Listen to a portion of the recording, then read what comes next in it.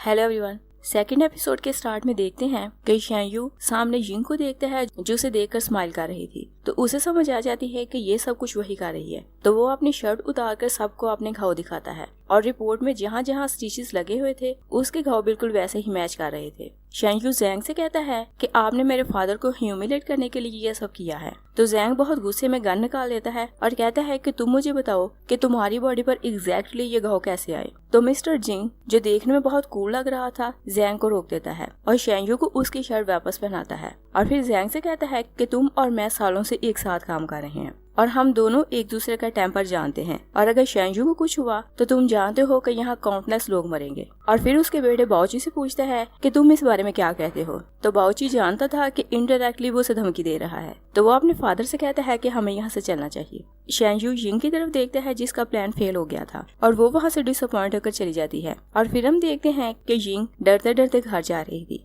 मगर शेंयू वहीं साइड पर छुपा हुआ था और वो उसके सामने आता है तो उसकी नेक पर ड्रैगर रख देता है। यिंग उससे पूछती है कि तुम यहाँ क्यों आए हो। तो शेंयू से कहता है कि मैं तुम्हारा थैंक्स करने आया हूँ क्योंकि अगर तुम ये सब ना करती तो मैं अपनी आइडेंटिटी प्रूव नहीं कर पाता। और फिर उसे पूछता है कि तुम मेरी रियल आइडेंटिटी कैसे जानती हो। तो यिंग कहती है कि अब्रॉड में शेंयू मेरा क्लासमेट था और मैं सिर्फ उसे ही नहीं बल्कि तुम्हारे वीक पॉइंट को भी जानती हूँ। शेंयू से पूछता है कि मेरी वीकनेस क्या है। तो यिंग कहती है कि तुम बहुत सॉफ्ट हार्टेड हो और वो क्योंकि खुद भी फेक आइडेंटिटी यूज कर रही थी इसलिए कहती है कि तुम शेंयू बने रहो और मैं यिंग, और हम दोनों एक दूसरे के काम में इंटरफेयर नहीं करेंगे और ना ही अपनी लाइन क्रॉस करेंगे। और दूर खड़ा जैंग का बेटा बाओची उन्हें छुप कर देख रहा था और शेंयू ने क्योंकि अपने असिस्टेंट की ड्यूटी लगाई हुई थी कि उसे हर टाइम यिंग को फॉलो करना है और इस टाइम वो एक कैफेटेरिया में बैठे बाहर से गुजरते हुए यिंग को देख रहे थे और वो देखते हैं कि दो आदमी उसे फॉलो कर रहे हैं। तो असिस्टेंट कहता है कि हमें जाकर इसकी हेल्प करनी चाहिए क्योंकि मुझे इन आदमियों की इंटेंशन ठीक नहीं लग रही। मगर इससे पहले कि वो यिंग के पास पहुंचते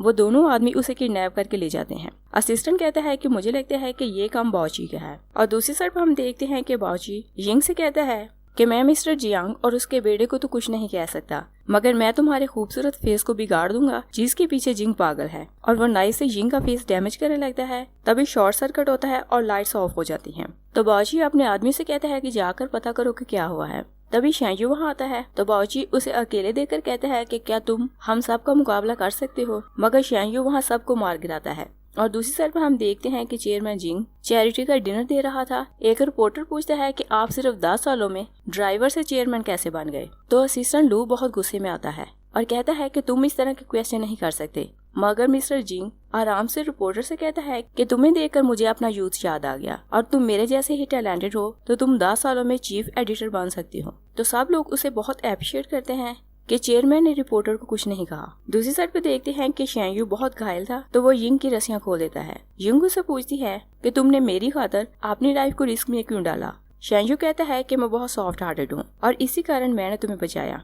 और फिर वो उसे उठाकर बाहर ले जाता है तो उसके लोग पहले से बाहर खड़े थे। तो शेंयू उन सबसे कहता है कि तुम जाकर अंदर सब कुछ साफ करो। यिंग से कहती है कि तुम्हारे साथ लोग थे तो तुम मुझे बचाने अकेले क्यों आए। शेंयू कहता है कि अगर मैं इन लोगों का वेट करता तो अब तक तुम्हारा फेस कट चुका होता। और फिर कहता है कि तुम्हें पता चल गया होगा कि जिंग की गर्लफ्रेंड बनना इजी नहीं और कहता है कि मैं तुम्हें घर छोड़ आता हूँ। मगर जिंग उसके फेस से कुछ ब्लड अपने फेस पर लगाती है और कहती है कि मैं लोगों का एहसान उधार नहीं रखती। और उधर हम देखते हैं कि जैंग चैरिटी डिनर में आता है और बहुत शोर करता है और जिंग से कहता है कि तुम्हारे बेटे ने मेरे बेटे को मरने तक पहुंचा दिया और मैं उससे बदला लूंगा।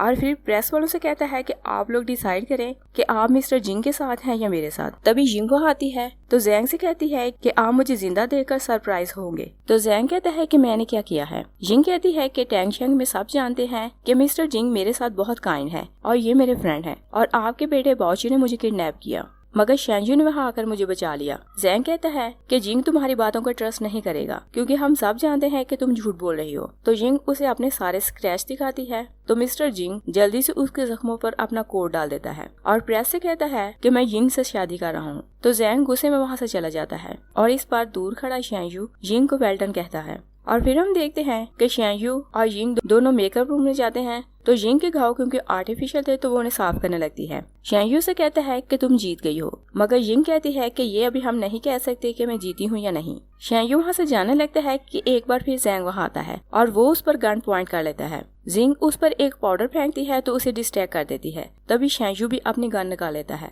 मगर जैंग अपनी गन जिंग पर पॉइंट कर देता है और कहता है कि अगर तुमने मुझे मारा तो मैं जिंग को मार दूंगा। तभी मिस्टर जिंग वहाँ आता है तो आकर फायर करता है तो जिंग बेहोश हो जाती है। नेक्स्ट सीन में देखते हैं कि शेंग-यू जिंग के लिए हॉस्पिटल फ्लावर लेकर आता है और जब वार्ड में जाता है तो देखता है कि मिस्टर जिंग पहले ही वहाँ फूल लिए बैठा था तो वो बाहर खड़े होकर उनकी बातें सुनने लगता है। मिस्टर जिंग जिन से कहता है कि कल मैंने जल्दी में अनाउंस कर दिया कि मैं तुमसे शादी करूंगा, मगर मैंने तुमसे नहीं पूछा कि तुम मुझसे शादी करना चाहती हो कि नहीं। और फिर से कहता है कि मुझसे शादी करने का मतलब है कि तुम्हें बहुत सी मुश्किलें फेस करना होंगी। मगर यिंग शादी के लिए मान जाती है तो शेंग-यू डिसअपॉइंट होकर वहाँ से चला जाता है और यिंग देख रही थी कि शेंग-यू बाहर खड़ा उनकी बातें सुन रहा था। शेंग-यू फूल बाहर फेंक देता है और फिर वो ऑपरेशन थिएटर चला जाता है और वहाँ एक लेडी डॉक्टर जो उसकी साथी थी उसे एक सीक्रेट रूम में ले जाती है और कहती है कि मुझे नहीं पता था कि मिस्टर जिंग जैंग को ऐसे मरवाएगा। और फिर कहती है कि मुझे लगता है कि जैंग के बाद वो उसके बेटे को मरवा देगा। शेंग-यू कहता है कि अगर वो मेरे साथ ये सब कुछ ना करता तो मैं अपनी आइडेंटिटी प्रूव नहीं कर पाता।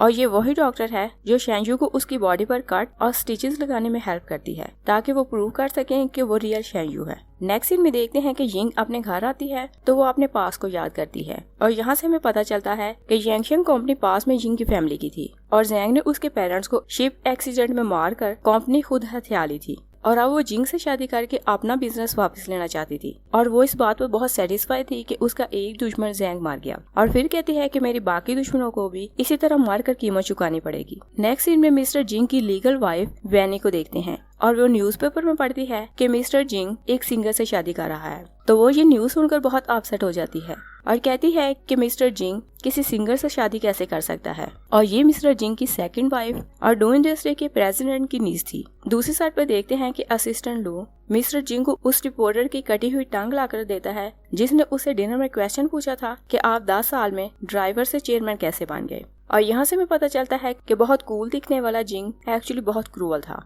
तभी वैनी वहाँ आती है तो मिस्टर जिंग से कहती है कि तुमने शेंग-यू को अपने पास बुला लिया तो मैंने कुछ नहीं कहा क्योंकि मैं जानती हूँ कि हम दोनों को कोई बच्चा नहीं। और फिर कहती है कि तुम एक सिंगर से शादी नहीं कर सकते। जिंग कहता है कि मैंने पब्लिक में प्रॉमिस किया है तो मैं इसे तोड़ नहीं सकता। तो वैनी कहती है कि तुमने जो मेरे साथ प्रॉमिस किया था उसका क्या। जिंग कहता है कि वो सिर्फ एक कनीज होगी और तुम इस बात की फिक्र ना करो क्योंकि मेरी लीगल वाइफ तुम ही रहोगी। जिंग बहुत गुस्से में आता है तो वो क्योंकि उसकी वाइफ थी तो वो जानती थी कि वो बहुत क्रूअल है और उसके गुस्से को देखकर एक्सक्यूज कर लेती है और घर वापस जाकर अपनी मेड से कहती है कि मुझे लगा कि जिंग किसी लड़की में इंटरेस्टेड नहीं होगा। और फिर वो कहती है कि मुझे शादी तोड़ने के लिए कुछ प्लानिंग करनी होगी और वो अपनी मेड से कहती है कि तुम जिंग को कल खाने पर इनवाइट करो। और फिर हम देखते हैं कि जिंग पैदल बाहर जा रही थी तो रास्ते में शेंग-यू उसे अपनी गाड़ी में बिठा लेता है और कहता है कि मैं नहीं जानता कि तुम डू फैमिली से क्यों जुड़ना चाहती हो, मगर तुम ये याद रखना कि वहाँ सब लोग मेरे लिए बहुत इंपॉर्टेंट हैं और अगर तुमने किसी को हर्ट किया तो तुम्हारे लिए अच्छा नहीं होगा। तो जिंग प्रॉमिस करती है कि मैं वहाँ किसी को कुछ नहीं कहूंगी। और लेन जिंग को शेंग-यू के साथ आते देख लेती है और वो ये बात भी जानती थी कि जिंग मिस्टर जिंग से सिर्फ अपना बिजनेस वापस लेने के लिए शादी कर रही है। तो वो उसे एडवाइस करती है कि तुम्हें शेंग-यू से दूर रहना चाहिए और तुम मिस्टर जिंग को इम्प्रेस करने की कोशिश करो और अगर ऐसा हो गया तो तुम जो चाहोगे वो वैसा ही करेगा। और फिर उसे बताती है कि डू फैमिली ने तुम्हें कल रात डिनर पर बुलाया है और उसे वार्न करती है कि तुम वैनी से बचकर रहना क्योंकि वो इंडस्ट्री के प्रेसिडेंट की नीस है। और फिर हम देखते हैं कि वैनी मिस्टर जिंग को बताती है कि मैंने जिंग को खाने पर बुलाया है और उसे गुस्से में देकर वैनी उसे कन्विंस कर लेती है कि वो हमारी फैमिली मेंबर बनने वाली है तो मैं सिर्फ उसे मिलना चाहती हूँ। तो मिस्टर जिंग कहता है कि बात ये नहीं बल्कि मुझे इस बात की फिक्र है कि मैं इस बात के लिए रेडी नहीं। तो वैनी कहती है कि आप इस बात की चिंता ना करें क्योंकि मैंने उसके लिए गिफ्ट रेडी करवा लिया है। और मिस्टर जिंग ऑफिस के लिए निकल जाता है तो वैनी अपनी मेड से पूछती है कि क्या तुमने सब कुछ रेडी कर लिया। तो मेड कहती है कि मैंने यंग मास्टर यानी शेंग-यू को घर रुकने को बोला है। तो वैनी उसकी बात सुनकर खुश हो जाती है कि हमारा प्लान काम करेगा। यही सेकंड एपिसोड फिनिश हो जाती है। Thanks for watching.